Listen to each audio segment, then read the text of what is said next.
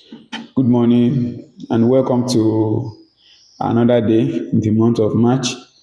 Today is Thursday, the 12th day in the month of March 2026. And our encounter for today is the royal law of love. The royal law of love. That's the topic for our today encounter, the royal law of love. The text is taken from the book of James, chapter 2, verse 8 to 13. James chapter 2, verse 8 to 13. And the memory verse, James chapter 2, 8. James chapter 2, 8. If you really keep the royal law found in scripture, love your neighbor as yourself, you are doing right. If you really keep the royal law found in scripture, love your neighbor as yourself, you are doing right. James chapter 2, verse 8. The royal law is considered the supreme principles of God's law, encompassing the essence of Christian ethic. It is the law of love and righteousness from the King of Kings. The passage for today points to the necessity of keeping the royal law. This comes from the Old Testament, Leviticus 19:18. It encouraged Christians to treat our neighbor as we would treat ourselves, probably because one of the biggest problems we have is people's problem. James tells us how to get along with people, how to treat people right. He gives us the principles, the problem, and the prescription for treating people's rights. The passage warns Christians against showing favoritism. Godly people cannot play favoritism, or else they become sinful and convicted. This is because failing to keep one law means failing in all. The entire law of God came from the same source, which is God. Hence, to break any of them is to fail God.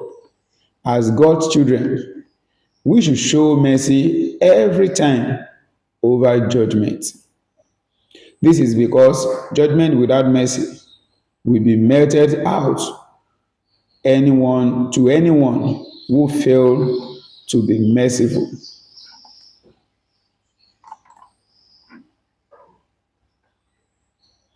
Christians are expected to love without any partiality. As much as it is easy to love yourself, you must be ready to show same love to other people. Violation of any of the law is liable to God judgment. Hence, God expects everyone to obey all the laws by loving other people. Inability to love means you have broken all the other laws. Love for neighbor is likened to love for God. Love for your neighbor is likened to love for God. And in conclusion, wisdom. Loving your neighbor as commanded by God shows that you are doing right.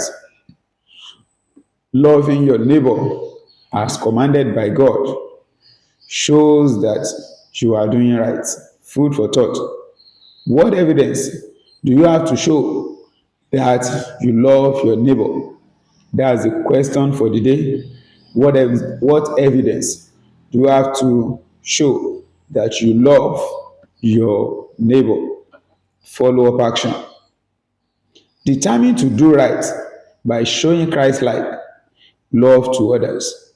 Determined to do right by showing Christ-like love to others. Determined today to do right by showing Christ-like love to others. And the prayer for today, Father, help me to keep your command and love